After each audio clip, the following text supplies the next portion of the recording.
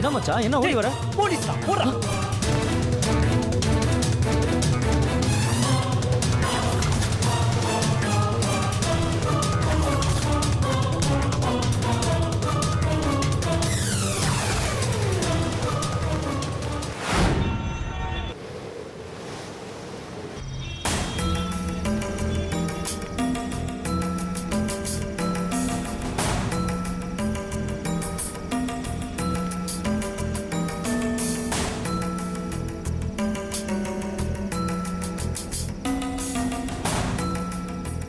ஏய் கந்தா, வாடா, சாப்பாடு வாங்கிட்டு வந்தேன், சாப்பிடலாம். டேய் மச்சான், இங்க உள்ள கொண்டு வாடா, உள்ள சாப்பிடலாம். டேய் மெட்ராஸ் என்ன ஊட்டியா? அவனுக்கு இங்க அடிக்கிற வெயில வெந்துகிட்டு இருக்கு உடம்பு. வெளியே வாடா, வாடா சாப்பிடலாம்.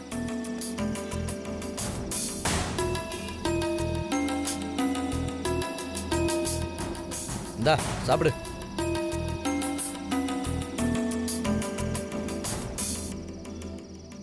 என்ன மச்சான், ஏதோ கப்பலே கவுந்த மாதிரி யோசிச்சுக்கிட்டு இருக்க? வாழ்க்கையே கவுந்து கிடக்குது. கப்பல் கவுந்தா என்ன, கடல்ல மிதந்தா என்ன? டேய் கண்டதை பேசாம முதல்ல சாப்பிட்றா.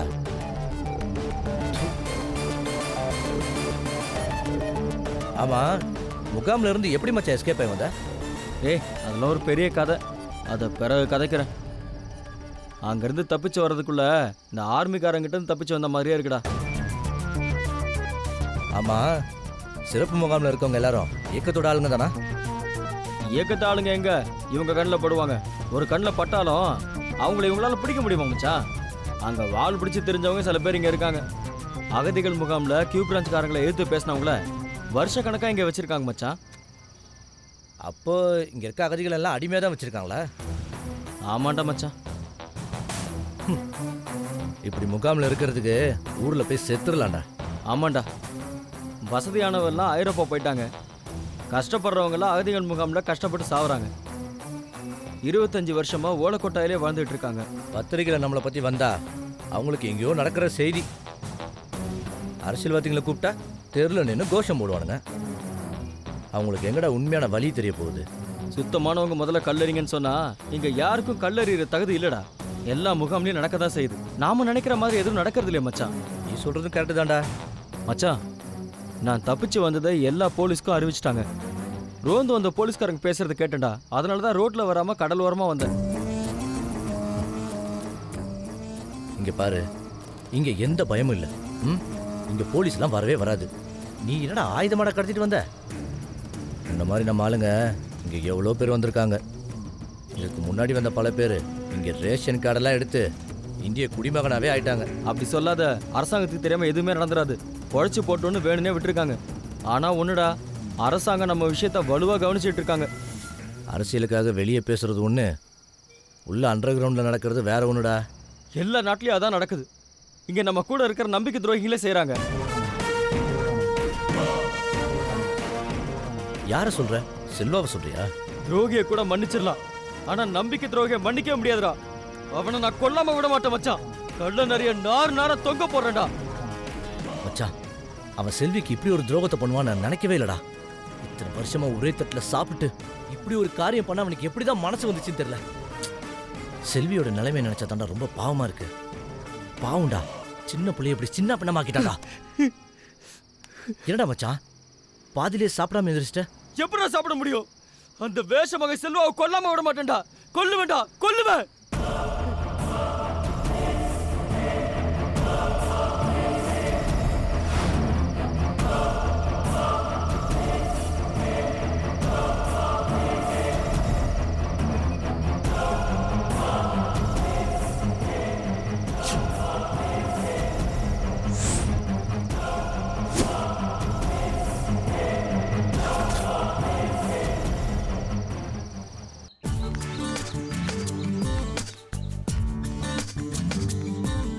நிவேதிதா இன்னும் காணோம்.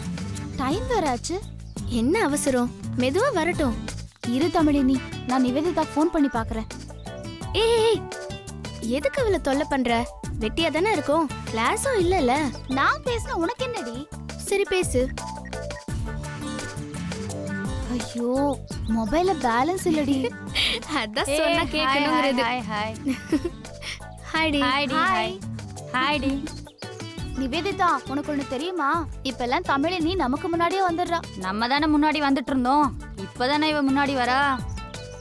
நீ எதை சொல்ற? நீ எதை கேக்குறியோ அதை தான் நானும் சொல்றேன். ஹே, நீங்க 2 பேரும் என்ன பேசுறீங்கன்னு எனக்கு புரியல. ஆனா நீங்க என்ன ஓட்டுறீங்கன்னு மட்டும் கன்ஃபார்மா தெரியுது. நான் போறேன். ஏய் இருடி, உனக்கு அந்த அகதி முகாம்காரிய பார்க்கணும்னா போ. அதுக்கு எதுக்கு எங்க கிட்ட டென்ஷன் ஆவற? கொஞ்ச நேரம் பேசாம தான் இரண்டி. சரி நிவே, நீ எதுக்கு லேட்டா வந்த? அதை ஏன் கேக்குற? இன்னைக்குன்னு பார்த்து வீட்டுல வேலைக்காரி வரல, அதான் ஹோட்டல்ல போயிட்டு சீஸ் சாண்ட்விச் சாப்பிட்டு வர லேட் ஆயிடுச்சு. சீஸ் சாண்ட்விச்சா? ஹே, சீஸ் எல்லாம் சாப்பிடாத, அதுல கொழுப்பு சத்து ஜாஸ்தி. இப்ப மட்டும் என்ன இவளுக்கு குறைச்சலாவா இருக்கு கொழுப்பு? ஏய், என்ன தட்டு இட்லி கலாய்க்கிறியா? வெள்ளைக்காரனே அதான் சாப்பிட்றான், தெரியும்ல. ஹே, அவங்க நாட்டுல குளிர் ரொம்ப ஜாஸ்தி. அவங்களுக்கு கொழுப்பு சத்து இருந்தாதான் அவங்களால குளிர தாங்க முடியும். அதனால அவங்க சாப்பிடுறாங்க. அவங்க சாப்பிடுறதுனால நம்மளும் சாப்பிடணுமா என்ன? உனக்கு சாப்பிட கிடைக்கல அதனால சொல்ற. சரிடி, நான் லைப்ரரி வரைக்கும் போயிட்டு வந்துடுறேன். ஏய் இரு இரு இரு, லைப்ரரி வாசல் வரைக்கும் போ, ஆனா உள்ள போயிடாத, அப்புறம் தமிழ் நீ மாதிரி கெட்டு போயிடுவ. புயல் அடிச்சா கூட லைப்ரரிக்குள்ள ஒதுங்க மாட்டேன், போதுமா? நீ ஒதுங்க மாட்டேன்னு தெரியும். சரி, யாரை பார்க்க போற? பாய் ஃப்ரெண்டா கேர்ள் ஃப்ரெண்டா? ரெண்டும் தான். ஏய், அப்பனா அஜக்கா? ஆமா அஜக்கு. போடி. மச்சி, ஊரோரம் புளிய மரம். ஏ, சீ, போடி, சரி கலாய்க்காத. சரி மச்சி, அவங்களெல்லாம் கேட்டேன்னு சொல்லுண்ணே. ஃப்ரெண்ட்ஸ் தானே, மறந்துடாத, சொல்லிடுறேன். சீக்கிரம் வந்துரு சரியா? ஊரோரம் புளிய மரம். ஹேய் தமிழ்னி, என்னாச்சு? ஏன் டல்லா இருக்க? சொல்லுடி, ஏன் டல்லா இருக்க? என்னாச்சு? ஏய் சொல்லு. எங்க ஊரு மாதிரி உங்க ஊரும் ஆயிடுச்சுல. என்ன சொல்ற? இல்ல, எங்க ஊர்ல தான் எங்களுக்கு பாதுகாப்பு இல்லைன்னா இங்கேயும் அப்படிதான் இருக்கு. ஏன், உன்னை யாராவது கை பிடிச்சி இழுத்தாங்களா? கையை பிடிச்சி இழுத்தா கூட கத்தி கூப்பாடு போடலாம். ஆனா படுப்பாவிங்க ரேப்பில்ல பண்ணிட்டானுங்க. ஏய், என்னடி சொல்ற?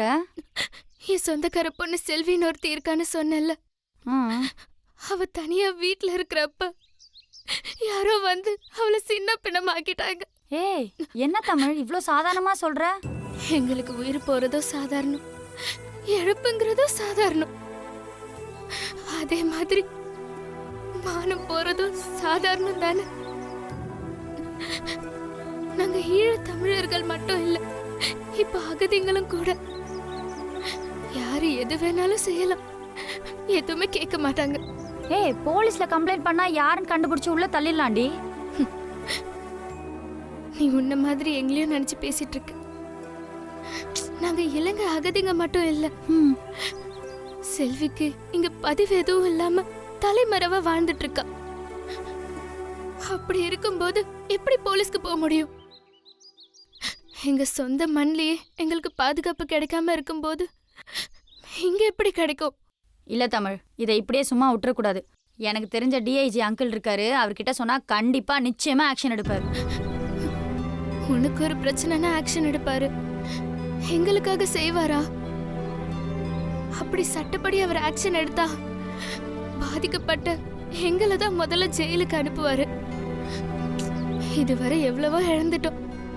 மானம் போனாலும் உயிர் வாழ்ந்துதானே ஆகணும். ஆமா, உங்களுக்கு எந்த பாதிப்பு வந்தாலும் நீதி கேட்கவே மாட்டீங்களா? போராடவே மாட்டீங்களா? போராட்டமா? நாங்க போராடாத போராட்டமா? போராடியே எங்களுக்கு முதுகெலும்பே முறிஞ்சு போச்சு. இப்ப எங்களால எந்திரிக்கவும் முடியல, பேசவும் முடியல. ஏய், என்னடி சொல்ற? நான் ஸ்கூலுக்கு போகும்போதெல்லாம் தெருக்கு தெரு பார்த்துருக்கேன் உங்களுக்காக போராட்டம் நடந்தத. முதுகெலும்பு இல்லாத இந்த அரசியல்வாதிங்க முக்குக்கு முக்கு நின்னு கோஷம் போடுறது உங்ககிட்ட இருந்து ஓட்டு வாங்கறதுக்காக தானே தவிர உண்மையிலேயே ஈழத் தமிழர்களுக்காக இல்ல. முதுகெலும்போட நின்னு இவங்க போராடி இருந்தா இந்நேரம் தனி இடமே கிடைச்சிருக்கும். இவங்க ஓடுற ரத்தத்தை குடிச்சு ருசி கண்டுட்டாங்க, அதையே வித்துட்டு காசாக்க பாக்குறாங்க. அப்புறம் எப்படி நீதி கிடைக்கும்? ஏய், என்னடி இப்படிலாம் பேசுற? ஆமா நிவேதிதா, அவங்க பொண்டாட்டி புள்ளைக்கு பாவாடியோ ஜாக்கெட்டையோ வாங்கி போட்டுட்டு பத்திரமா பாத்துட்டு இருந்தாலே போதும். எங்க கதை முடிஞ்சு போன கதை தானே, இனிமே பேசி என்ன ஆக போகுது? அப்புறம் கூப்பிடுறேன். ஏய், என்னடி என்ன படம் ஓடிட்டு இருக்கு? ஏய், உன் பாட்டு தான் ஓடிட்டு இருக்கு. சத்தமா பாடினா 4 பேர் கேட்டு ரசிப்பாங்கல்ல. சரி சரி, என்ன உன் சில்பான்சியை பார்த்துட்டு வந்துட்டியா?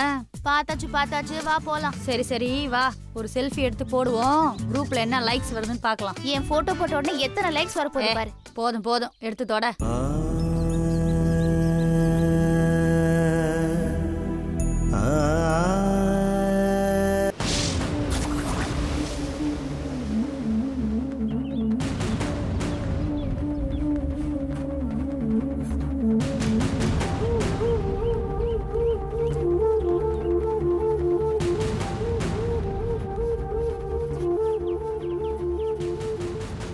ஏன் என்னாச்சு? விடுங்க. இப்படியே கதவு திறந்து போட்டு வெளியில போறது பொறுப்பெல்லாம் நடந்துக்கிற? இதுவும் உன் பொறுப்பா? என்னாச்சு? கதவு திறந்து கிடந்தது நான் வரும்போது. இல்ல, நான் போகும்போது சாத்திட்டு தானே போனேன். நான் வரும்போது திறந்து கிடந்தது. இப்படியே பொறுப்பெல்லாம் அவன் தான் வந்திருப்பான். எவன்? அதான் நிரஞ்சன். எங்க போயிட்டு வர? கோயிலுக்கு. ஏன்? இன்னைக்கு வெள்ளிக்கிழமைங்கிறது மறந்துட்டீங்களோ?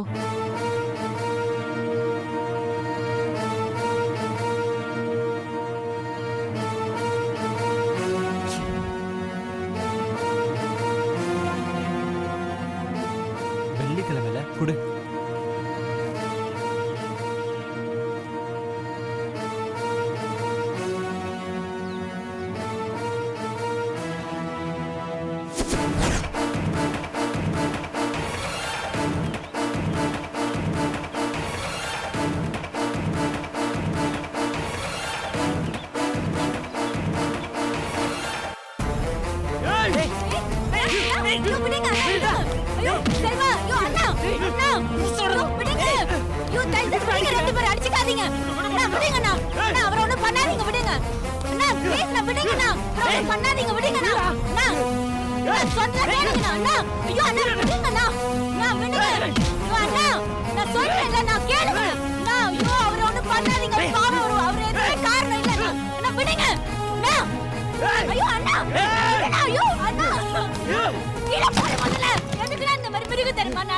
எதுக்கு நீ செல்வா போட்டு இப்படி அடிச்சிட்டு இருக்க? சொல்ல, எல்லாத்துக்கும் நீ தானா காரணம். எங்க போன நீ என்ன விட்டுட்டு? நீ போனனால தானே என் வாழ்க்கை வீணா போச்சுனா.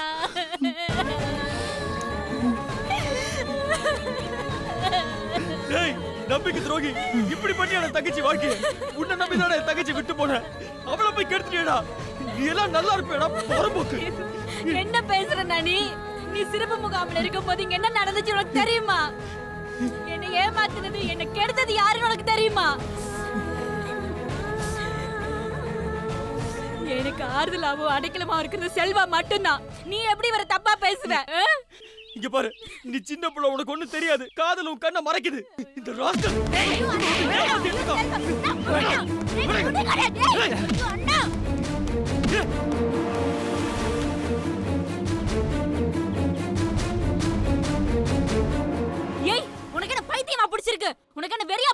நீ என்ன முட்டாளா?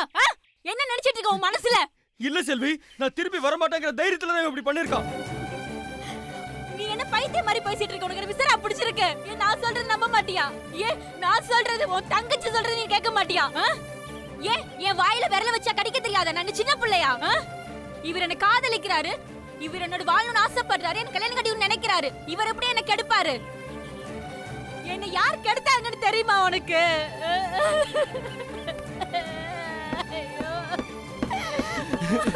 செல்வி, என்ன பண்ற? செல்வி,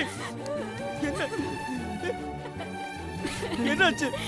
என்ன எத்தனை பேர் கெடுத்தாங்க தெரியுமா உனக்கு? நீ என்ன செல்வா பேசிட்டு இருக்க? இது எல்லாத்துக்குமே காரணம் நீ நண்பன் நண்பன் சொல்லிட்டு இருக்கிய அந்த நிரஞ்சன் தான் காரணம். இல்ல, அவன் என் ஃப்ரெண்டு. அவன் அப்படி எல்லாம் செய்ய மாட்டான். உனக்கு ஊர்ல போறவளா ஃப்ரெண்ட்? நான் அப்ப இவன் யாரு? இவனும் உன் ஃப்ரெண்டு தானே? ஏன் நான் உன் தங்கச்சி சொல்றேன் நம்ப மாட்டியா? நம்ம எல்லாரும் பார்த்து நிரஞ்சன் இப்ப இல்ல, அவன் கெட்டு போயிட்டான். உனக்கு தெரியுமா? ஆனா அவன் இப்ப எப்படி இருக்கான்னு தெரியுமா உனக்கு? அவன் தப்பான வழியில சம்பாரிச்சு என்ன லண்டனை கூட்டிட்டு போகணும்னு நினைச்சிட்டு இருக்கான். அது தெரியுமா உனக்கு? என்னமோ நோக்கம் இருக்கு. எதுவா இருந்தாலும் பேசி தீர்த்து இருக்கணும்டா. செல்வி சொல்றதுல உண்மை. நிரஞ்சன் முன்ன மாதிரி எல்லாம் இல்ல. அது அவன் வாழ்க்கை, அவன் என்ன நாள் பண்ணிக்கட்டும். ஆனா நீ என்ன தப்பா புரிஞ்சுக்கிட்டியடா? ஏங்க நீங்க எதுக்கு செல்வா வருத்தப்படுறீங்க? உங்களை பத்தி எனக்கு தெரியும். ஏன் உங்களை பத்தி எனக்கு தெரியாதா? நீ இவளை காதலிக்கிறன்னு எனக்கு தெரியும்டா. ஆனா இந்த ஊர் உலகத்துக்கு தெரியுமா? ஒரு 4 பசங்க இருக்கிற இடத்துல ஒரு சின்ன பொண்ணு தங்கி இருந்தா மத்தவங்க தப்பா நினைக்க மாட்டாங்க. என் தங்கச்சி நீ உண்மையிலே காதலிக்கிறதா இருந்தா அவ கழுத்துல தாலி கட்டுறா தாலிய.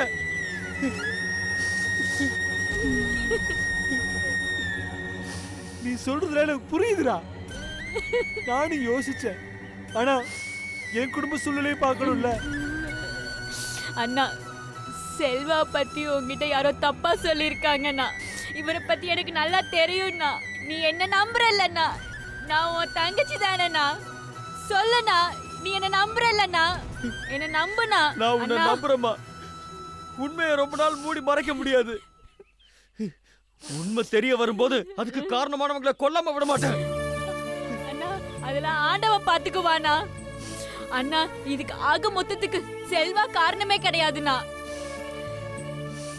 அண்ணா, நீ அதை நம்புனா, எனக்கு அது போதும்ண்ணா. அண்ணா ப்ளீஸ்ண்ணா, நீ செல்வா நம்புனா. அண்ணா தப்பா நினைக்காதண்ணா.